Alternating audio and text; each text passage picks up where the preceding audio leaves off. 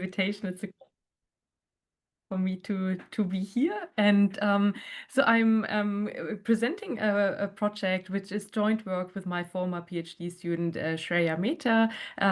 So she graduated from Imperial, and so this project was part of her PhD dissertation, and we actually just heard back from the journal, and we are preparing a revision. So I mean, any comments and suggestions are most welcome.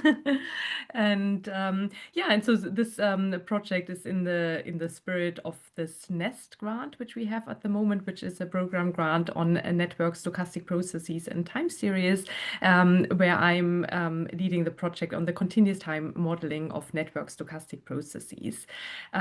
Okay, so if you have any questions during the talk, feel free to stop me, or I'm happy to obviously answer questions after the talk as well.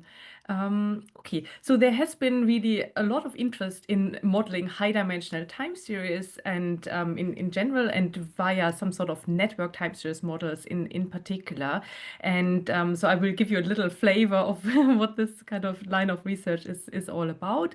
In these network time series models, we are essentially interested in describing the dependence between multivariate time series via a graph or network structure. And when you impose such a graph or network structure, you typically have rather parsimonious models, because you're typically assuming that you have some sparsity, and that leads to very, very tractable models. Which often perform better in practice than some of the traditional multivariate full models, essentially. So there has been quite some work going on in that field. One of the starting points are works by Zhu from 2017 and co-authors, who studied network autoregressive processes. So these are classical, essentially autoregressive time series models where you impose a network structure on the nodes and then essentially model the dependencies via the graph and have an autoregressive structure in time. And this idea was at the same time also developed by Knight et al. And they generalized that model further and developed what we now call generalized network autoregressive processes, where you essentially allow not just for neighboring nodes to influence a particular node, but also you allow for neighbors of neighbors to have an impact on a particular node. And so initially, this kind of work focused on essentially that you have observations on nodes of a network. So you have, for example, D components, and you want to model these D time series. And then you essentially have these D nodes, and then you have some sort of network structure which describes the dependence between these various nodes. Then recently there has been also interest in actually modeling edge time series, so where the observations are on the edges. And so there's some recent work, for example, here by Manzio et al. On graph edge models. And related to that, there's also work on, for example, network quantile autoregressions and others. So there's a lot of work going on at the moment looking at some sort of network structure in time series. And what I'm presenting today falls into that framework.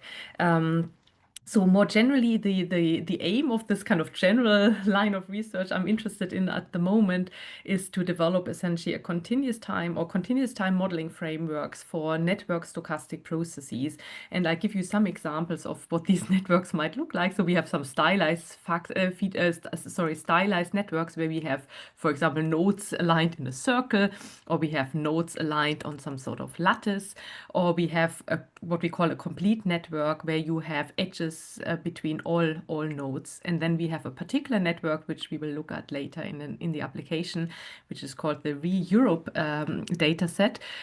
So this is a dataset which is in the public domain, which contains wind capacity factors, solar capacity factors for renewable energy across Europe. And so this is a very nice dataset which contains essentially time series on around 1,500 nodes. And here I'm showing you, for example, the network for consisting of 50 nodes, which covers Spain and Portugal. Later, I'll show you an application just focusing on Portugal. But you can essentially look at various sub-networks within the European energy network. And so I think that's a very nice data set if you're interested in kind of modeling network data. So what we want to do in general is we want to come up with nice models, stochastic models, which can allow for the dependence between the nodes in our time series. And we want to then develop a statistical inference framework for these new models. And the statistical theory is typically based on some sort of asymptotic theory where we send the number of observations to infinity. And clearly in applications, we always have finitely many observations. So we also typically do some simulation studies where we assess how well our methodology actually works in finite samples. And then we want to look at some applications, for example, applications in energy. This is what I'm going to talk about today, but you can also think of applications in finance or in environmental sciences. And there's also a lot of research going on modeling social networks, right? So this is obviously a very, very natural application as well. So this is the general kind of aim.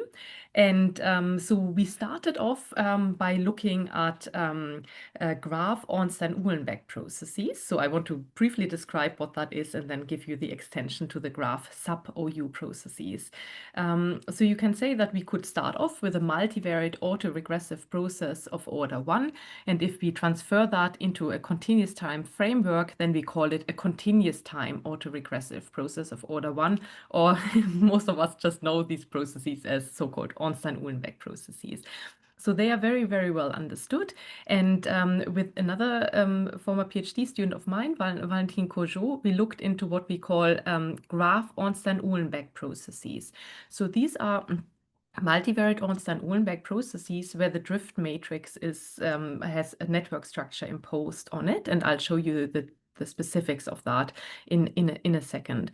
So this was essentially the starting point to start off with these kind of continuous time models which allow for a network structure in the nodes, and so that graph OU model is already kind of quite general in the sense that we have a driving Levy noise, so you can allow for a Gaussian model, but you can also allow for light or heavy tails and so on. So you have a lot of flexibility when it comes to modeling the marginal distribution. However, because it's an Ornstein-Uhlenbeck process, the autocorrelation function which you get from that kind of process is exponentially decaying, and in the multivariate case, it's a weighted sum of exponentials. So it has a restriction on what kind of decay you can actually model. So then we were thinking of, can we somehow generalize this graph OU model? Can we allow for more interesting autocorrelation structures in this kind of setting? And the answer to this question is positive. So we looked at the first extension is obviously if you are just looking at a continuous time autoregressive process of order 1, you could go to a continuous time autoregressive process of order P, and you can also impose a graph structure on that. And this is a class of models we studied together with my also former PhD student Lorenzo Lucchese and my colleague Mikko Pakan. So we have a paper out on this class of processes. This is also a very general class of processes which is more flexible, but the problem for these kind of processes is that the sample parts are very smooth, and this is caused by the way how they are constructed, essentially. So then we were thinking, is there a different way than using these graph CAR-P processes to look at more interesting autocorrelation functions in these multivariate network processes? And that's how we came up with these graph supOU processes, the class of processes I want to talk about today.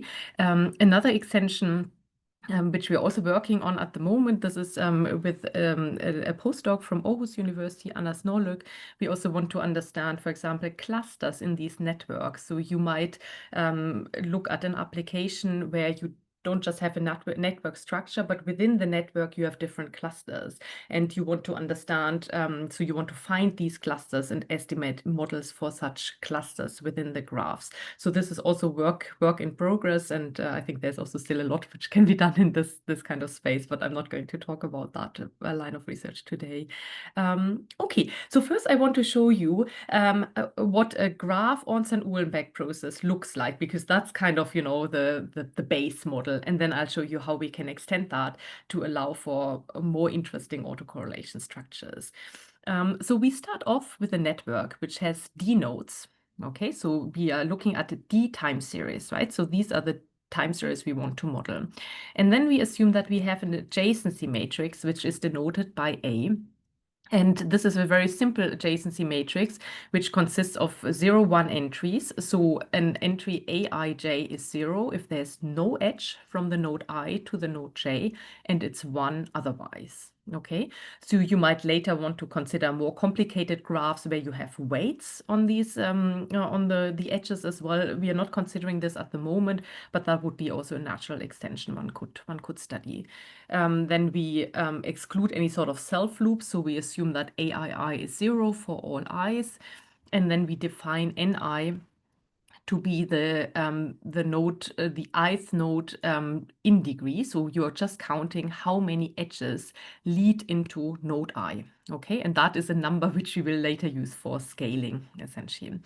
And then in our basic model, we have two parameters of interest, the parameter theta1, which we call the network effect, and the parameter theta2, which we call the momentum effect. Okay, and so now I want to show you the model for the ith node. Okay, so we have d nodes, and if I want to model the dynamics of the ith node, I write it as a stochastic differential equation, where the ith node here depends on the neighboring nodes. So you see here on the right-hand side, I have the ytj's in there, and they get multiplied by the weights aji. So essentially, if there is an edge from j to I, so if there's a direct link between node j and I, then that node, then the value of that node gets included in that stochastic differential equation. Otherwise, it just has a factor 0 in front of it. So that's why we call this sum overall, we call it the average impact for this ith node. Okay, and it comes with one network parameter which we associate with it to make it a very, very parsimonious model, and that is one of the parameters we later want to estimate.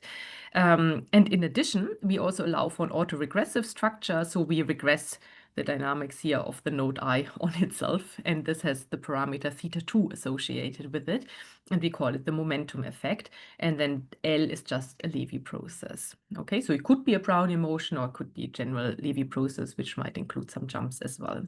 So this is essentially the general structure for a graph Ornstein-Uhlenbeck process, and you see if I were to delete this first line, this component here, the network effect, then you're really just back to a one-dimensional Ornstein-Uhlenbeck process.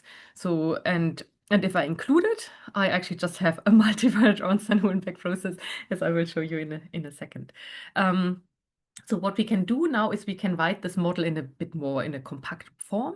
So we write down the column normalized adjacency matrix, which I denote by A bar, where we just multiply by this diagonal vector, which has the in degrees on the diagonal. And so that gives us a nice scaling of that adjacency matrix.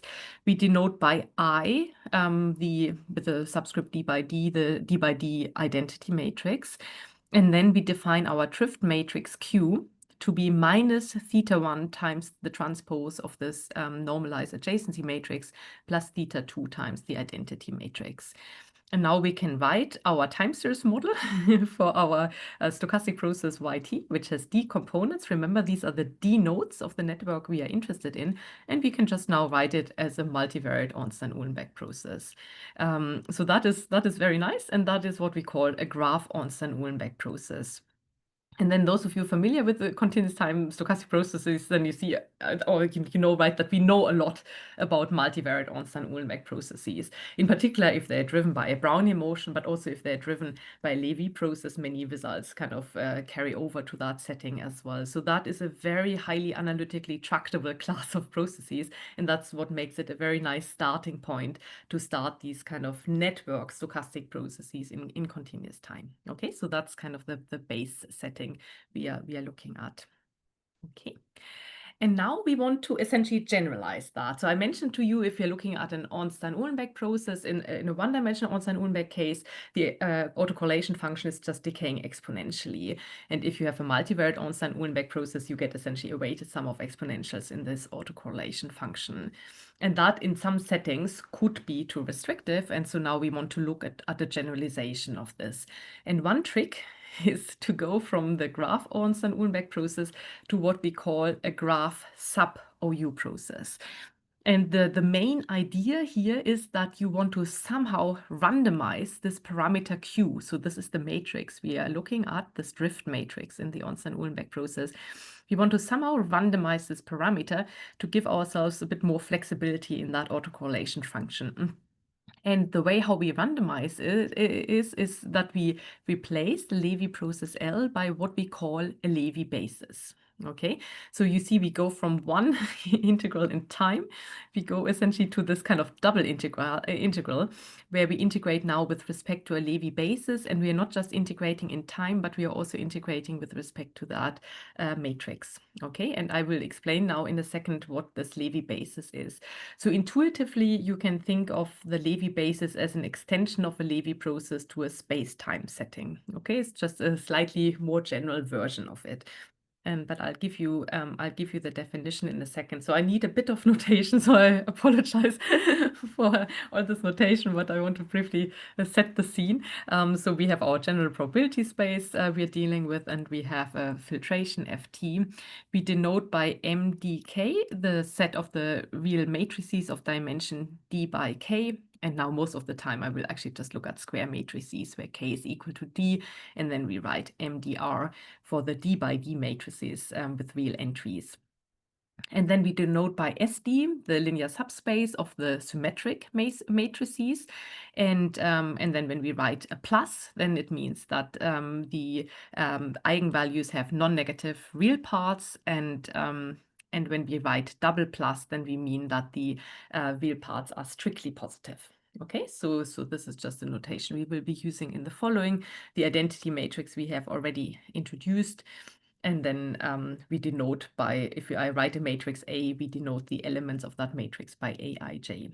Okay, and then sigma is the notation I use for the spectrum of the matrix. So that's just a set of all the eigenvalues of our matrix.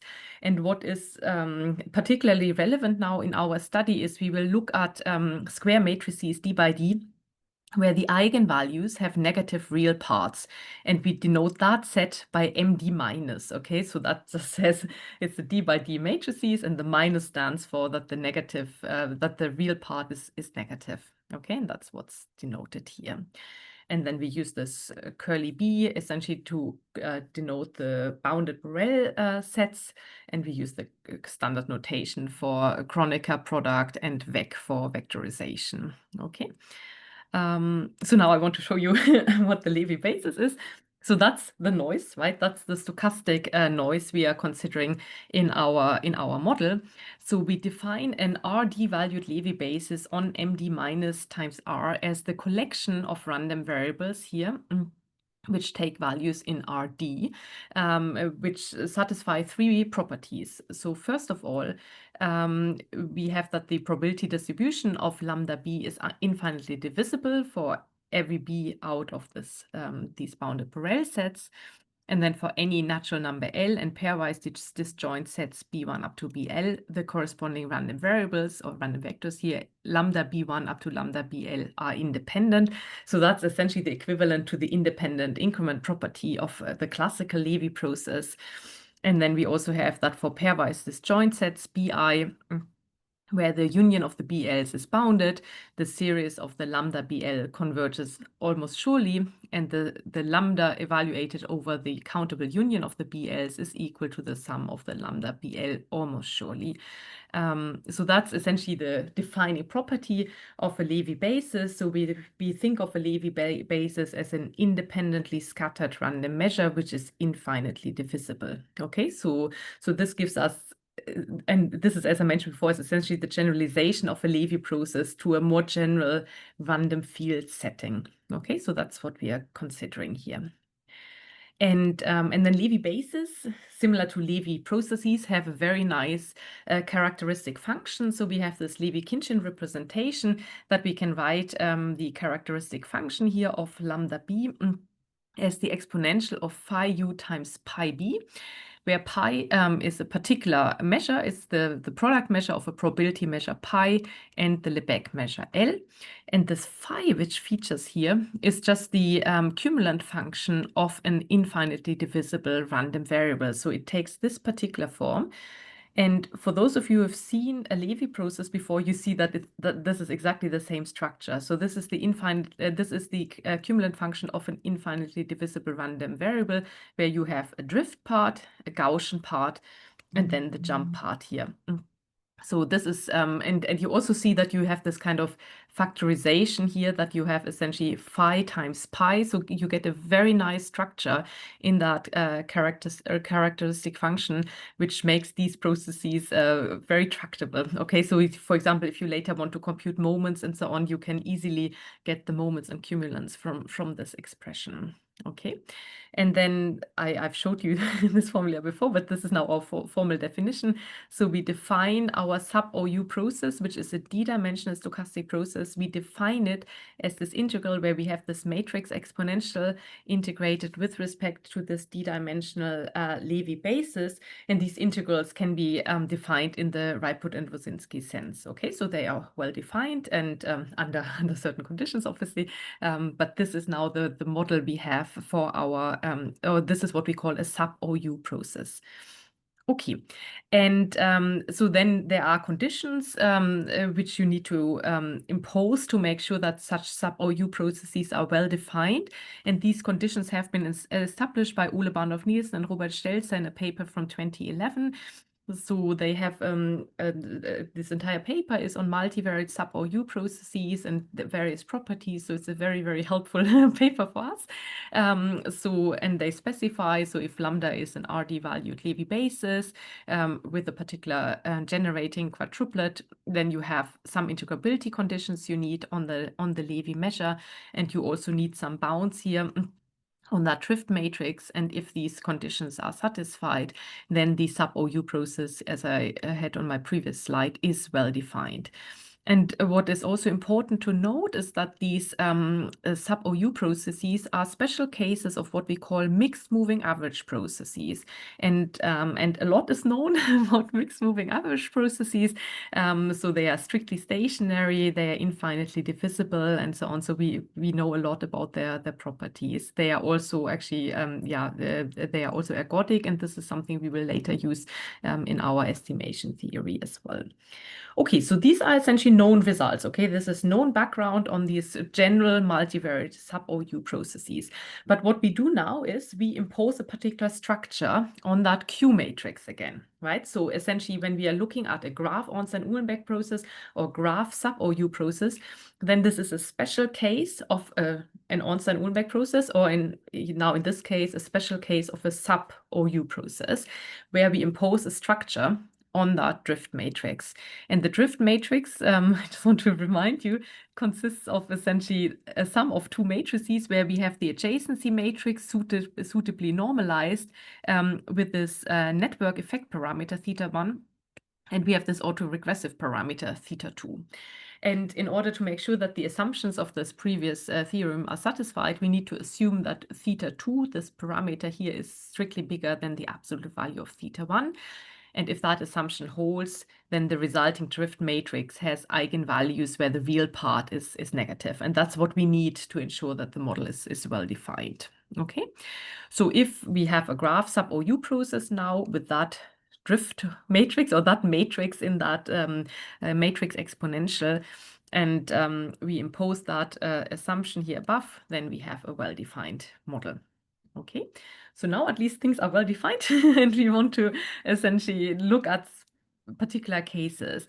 So I mentioned to you, let me just briefly show you this. So first of all, we can compute some second order properties of these processes, which is really nice. So now we impose that we have second moments in the Levy basis. So if I assume that we have second moments in the Levy basis, I can then compute the mean, the variance matrix, and the covariance matrix of a supOU process. And so this, I mean, the formulas are just there to show you that this model is analytically tractable. We can compute these moments in a nice form, and this is obviously, these are results we can later use for inference. Okay. Okay, but now I want to give you a bit more details on how we actually set up a very specific model. So I told you that the trick in the supOU process is that you essentially randomize the parameter of interest, which is in our case that Q matrix. But we can obviously randomize the full matrix, but given that there are actually only two parameters featuring in that Q matrix, we might as well look at a slightly simpler model. So we were now playing around, and what I'm presenting to you now is really just one choice. So you can make other choices to randomize this parameter. So what Shreya and I choose here is that we said, okay, we reparameterize our model. We introduce a new parameter C, which is just the ratio of θ1 divided by θ2. And we now write our drift matrix Q first we copy the previous version of that drift matrix, and now I factor out the parameter θ2, and I can write it now as a product of θ2 times a new matrix, which we call KC. Okay, so that's a matrix which only depends on that ratio, and it depends on the identity matrix and the adjacency matrix. But remember, for now, we assume that that the adjacency matrix is known to us. Okay, so that's not a quantity we want to infer, at least not at this stage. Okay. Okay, so now things look simpler, right? Because now this Q matrix is given by θ2 times KC, and what we are trying now is we will actually just randomize this θ2 parameter and see whether we get a more interesting autocorrelation structure in our supOU process. And so what we do now is we assume that the parameter C is in absolute value smaller than 1. We assume this is fixed. We're not randomizing the C parameter, but it's unknown. Okay, it's one of the parameters we have to estimate. And we will now randomize the parameter θ2, and we can essentially associate any probability distribution which is supported on the positive half line to model this parameter. And I'll give you some examples in a second. So first of all, if we do that, we can write down the second order properties of our supOU process. And so this is again the mean, the variance matrix, and the covariance matrix. And what I would like to stress now is here that you see we have this pi measure featuring. So this is the probability measure which will describe the distribution of the parameter θ2. And then we have this KC matrix featuring.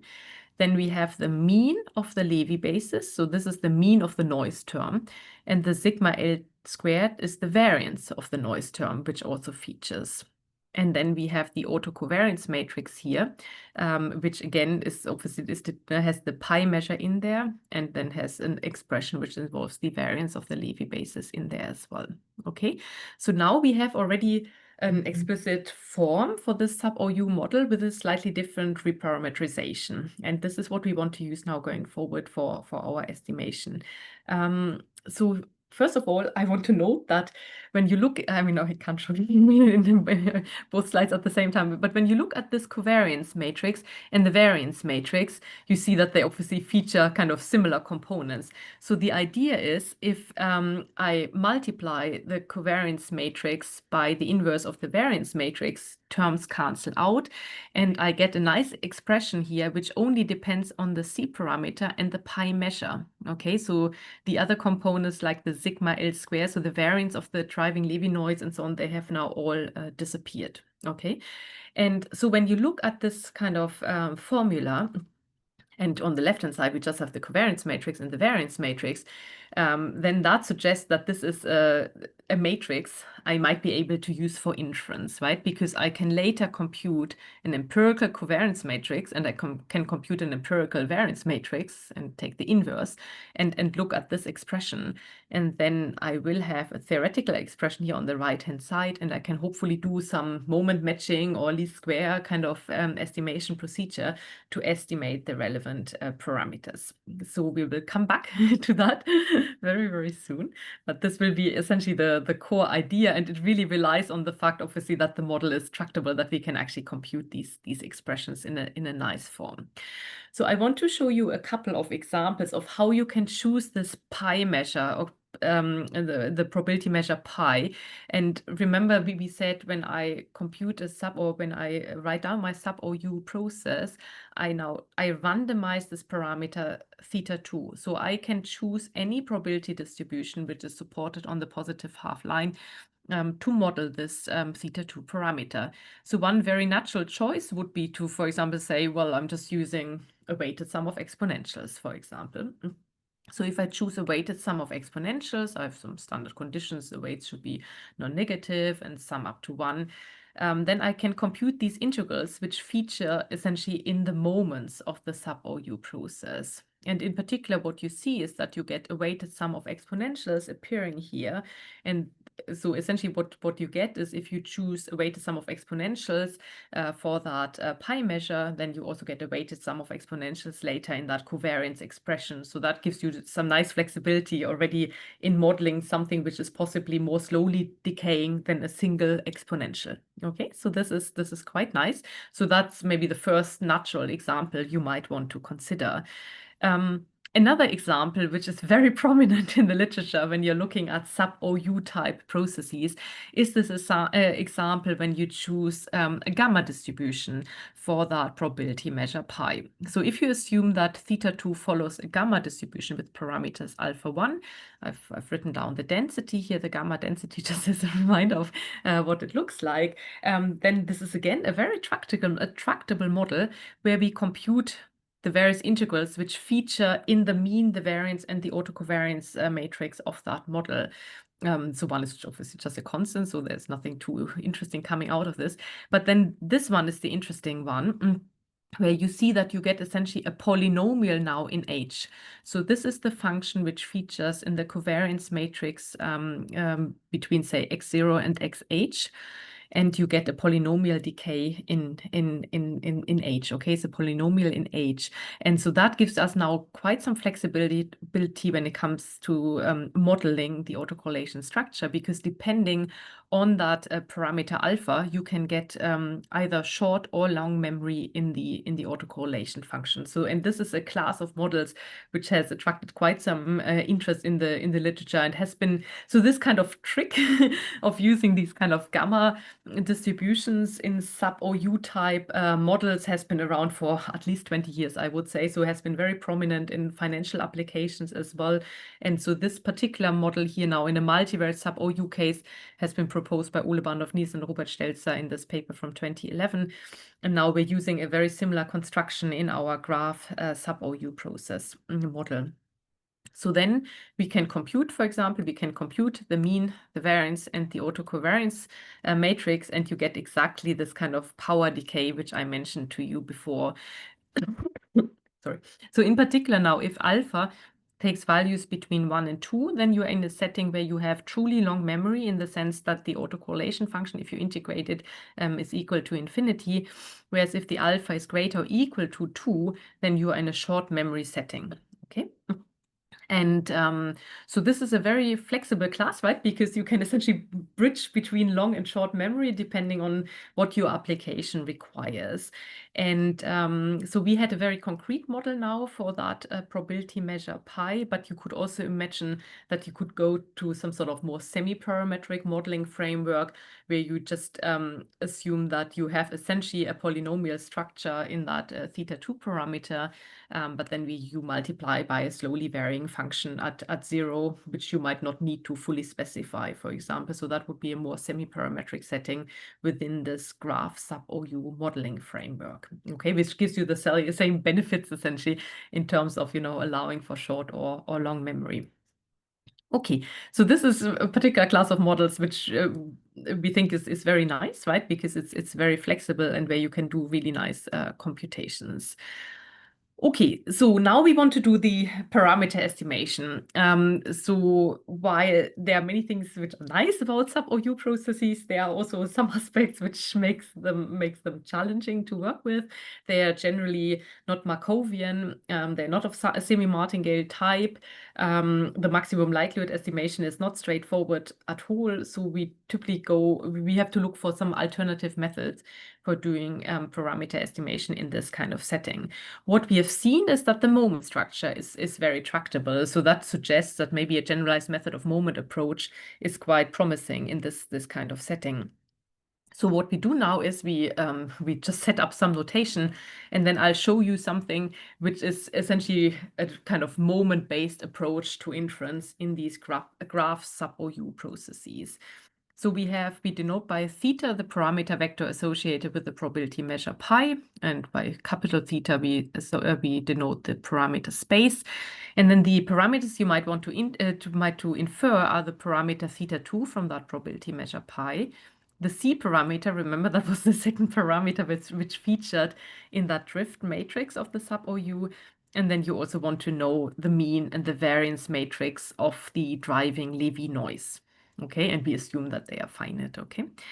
So now, while we have a continuous time model, in most empirical settings, you would have discrete time observations. Okay, so we assume that we observe our process discretely here on an equidistant grid, but that could also be generalized if needed. Okay, so these are our observations of the process, and we want to now infer this parameter xi. Okay, and I mentioned to you already the main trick, essentially, that we have a scaled autocovariance matrix. This is not exactly the autocorrelation matrix, but it's obviously closely related, which essentially features that C parameter and the probability measure pi. Okay, so if these are two objects we want to estimate, obviously, right? So all the parameters associated with the probability measure pi are the ones we want to estimate. So now we adapt an idea which was already mentioned in the paper by Ole Bahnhof-Nielsen and Robert Stelzer. So we want to use this empirical scaled autocovariance matrix for inference, but rather than actually using that full matrix for inference, we want to compute eigenvalues of that expression. Okay, we want to compute the eigenvalues of that matrix and use the empirical eigenvalues and the theoretical eigenvalues for inference, because then we are dealing with one-dimensional objects which are easier to handle than full matrices. Okay. And it turns out that the structure of the eigenvalues is particularly simple because we are dealing with our nice graph supOU process. So first of all, I want to mention that the eigenvalues associated with that matrix Kc can be expressed in terms of the eigenvalues of that normalized adjacency matrix A dash, okay? And so what we do now is we denote by A1 up to AD the not necessarily distinct eigenvalues of our scaled adjacency matrix A bar.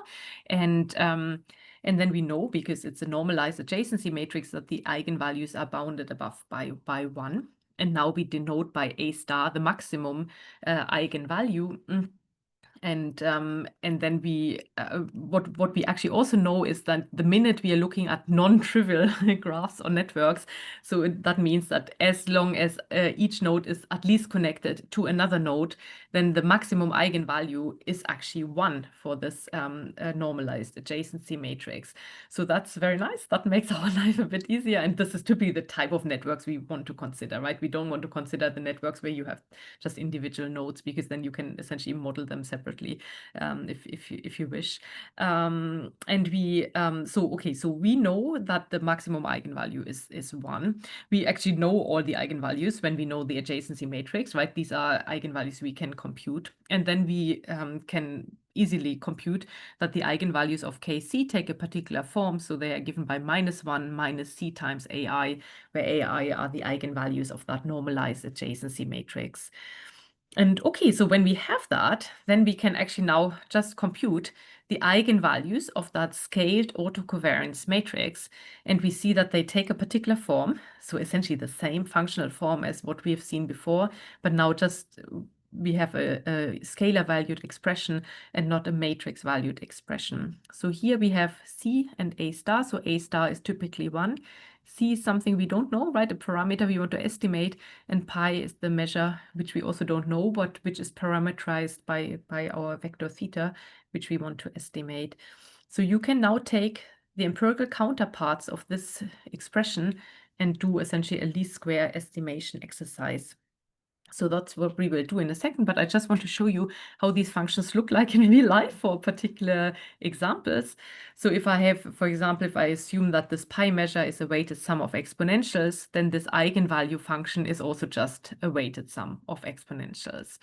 And if you assume that this pi measure follows that parameter theta2 has a gamma distribution, then you get this nice polynomial expression for that eigenvalue function. Okay, and these theoretical expressions you can now essentially try to match with the empirical counterparts, and that's how you can estimate the parameter alpha and c, or the parameters lambda I and phi I.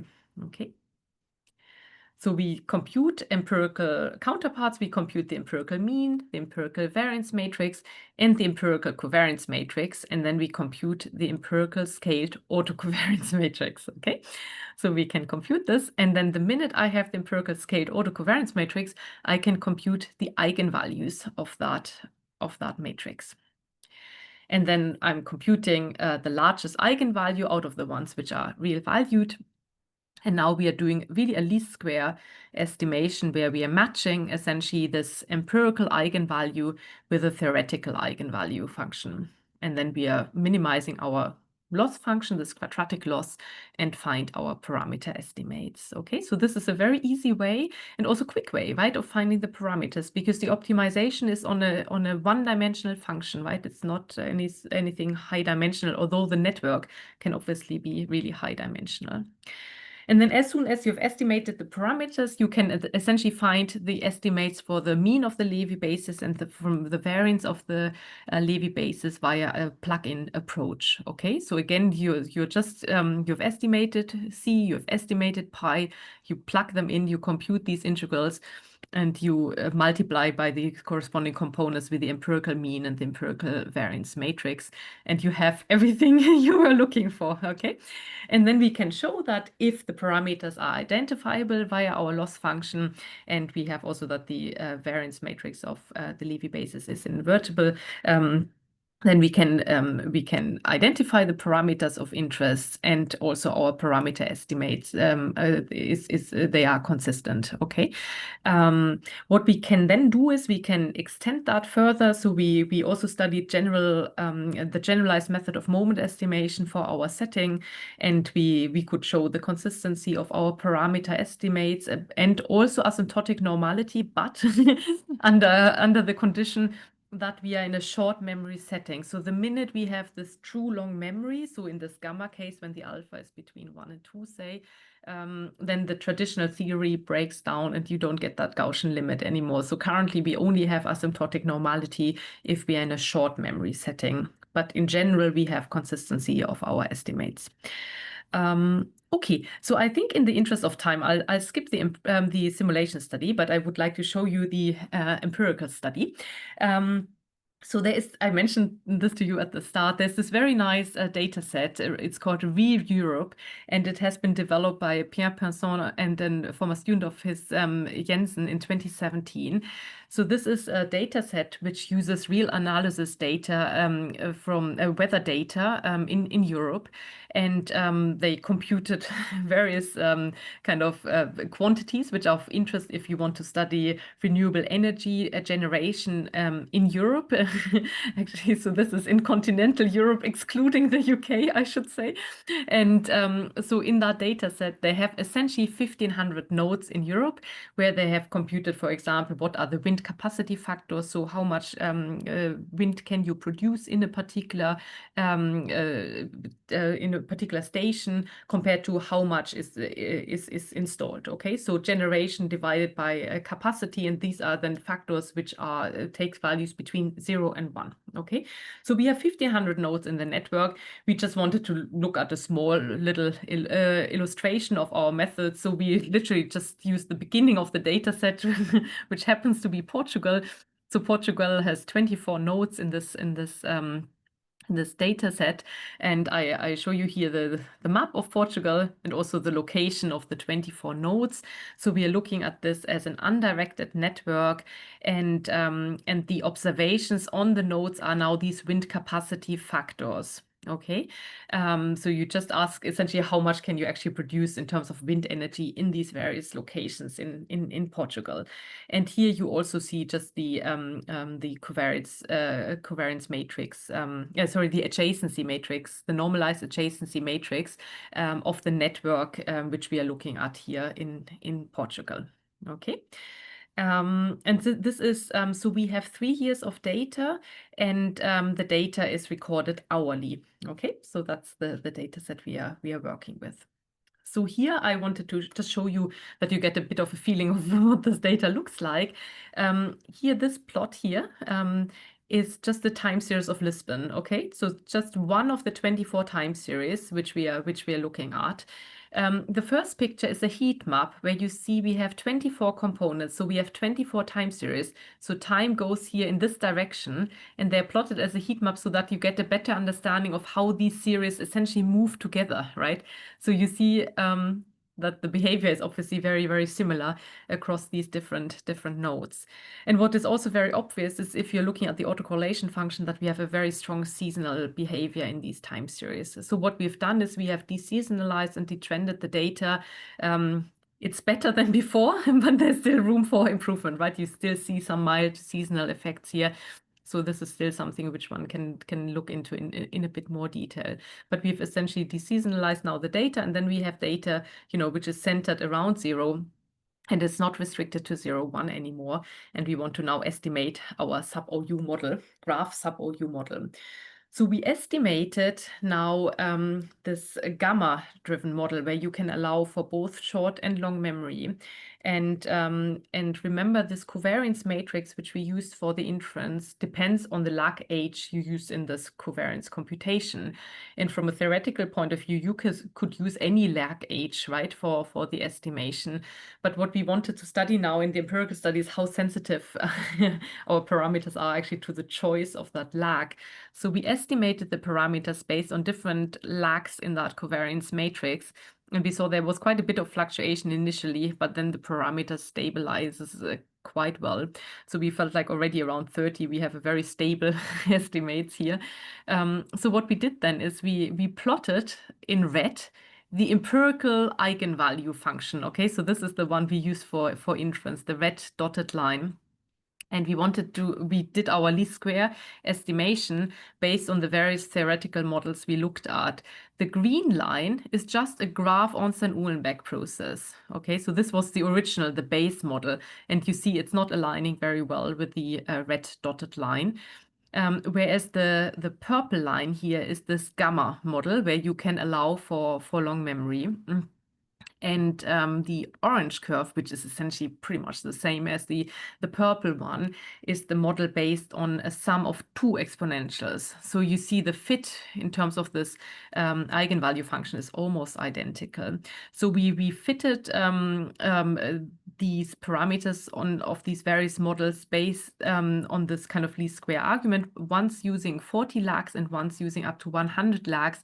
But you see, I mean, the fit is very comparable. So which lag you choose in this kind of parameter estimation doesn't seem to have a huge impact on the results. But what you clearly see is that our supOU model is much more flexible in mimicking the real decay of the empirical eigenvalue function, whereas the graph OU model seems to be a bit too simplistic in this particular application. So that's, I think, a nice little example where having this kind of more general model is very, very useful. Okay, and then after we estimated the parameters associated with this pi measure and the parameter c, we could then recover the mean of the driving Levy basis and the variance matrix of the driving Levy basis, and we find that the mean is very close to 0, which is not surprising after we had, deseasonalized, detrended the data. So we expect something kind of fairly close to 0, I would say. And we also find here, this is the estimated variance matrix of the driving noise. And in addition, I also plotted here the variance matrix of the observations, so that you see that this is obviously not the same thing, okay? Because this is the noise and this is the full process model essentially. So both everything can be recovered in a very, very fast way, which is very nice, I think. So let me just wrap up here. So we propose this graph supOU process as a new flexible model for modeling possibly high-dimensional network stochastic processes. Such processes can allow for both short and long memory settings and can also allow for a really wide range of marginal distributions. The estimation method we are proposing is very easy to implement and does not involve any high-dimensional optimization, so it's very fast. So we proved the consistency of our methodology, and we can also show asymptotic normality if we don't have long memory, okay? And there are lots of extensions we might want to look at, and I've just listed a couple of them here. So we can look at directed graphs, which would be a very straightforward extension. One could look at matrix value processes as well with a graph structure, which would be quite interesting if you are interested in modeling, for example, volatility in high-dimensional settings. And if you would like to know more, we have a preprint on arXiv, and we have the code on GitHub as well. Thank you very much.